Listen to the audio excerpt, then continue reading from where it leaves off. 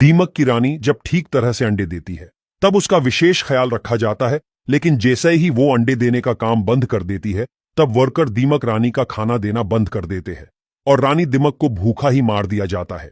पर रानी के साथ ऐसा क्यों किया जाता है? रानी का क्या कसूर होता है?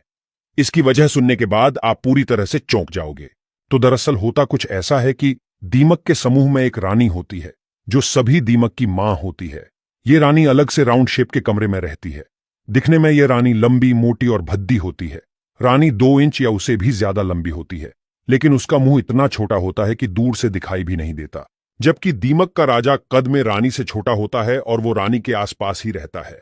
राजा के अलावा रानी के आसपास उसकी सेविका भी होती है। रानी का शरीर इतना बड़ा होता है कि वो खुद से खाना भी नहीं खा सकती, उसे सेविकाएं खाना खिलाती है। कॉलोनी में रानी का काम सिर्फ अंडे देने का होता है। वो दिन रात सिर्फ अंडे देती रहती है।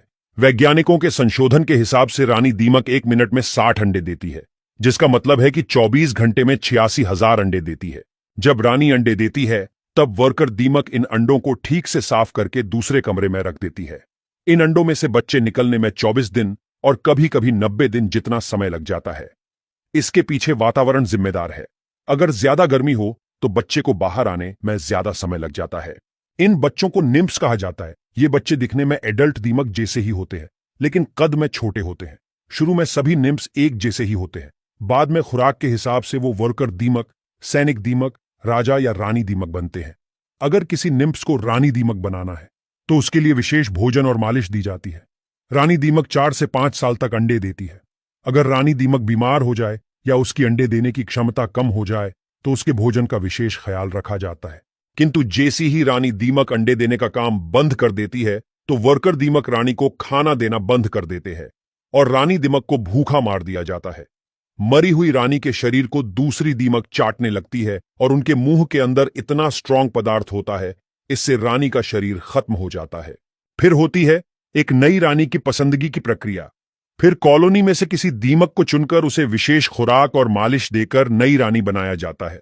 मतलब कि रानी दीमक जब तक अंडे देती है तब तक ही उसकी सेवा की जाती है। अंडे देना बंद होता है तो रानी उसके किसी काम की नहीं होती और उसको मृत्यु दी जाती है।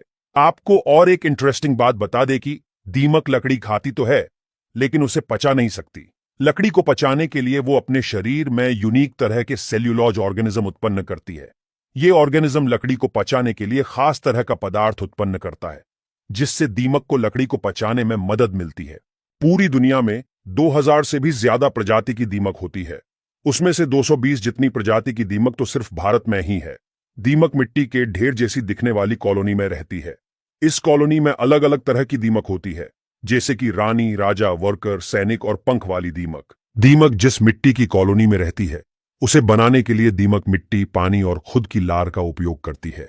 दीमक की लार के अंदर जो पदार्थ होता है वो धूप में सूख के कड़क हो जाता है, जिसकी वजह से कॉलोनी मजबूत बनती है। दीमक के बारे में ये अनसुनी बातें कैसी लगी, ये कमेंट में जरूर हमें बताएं। धन्यवाद।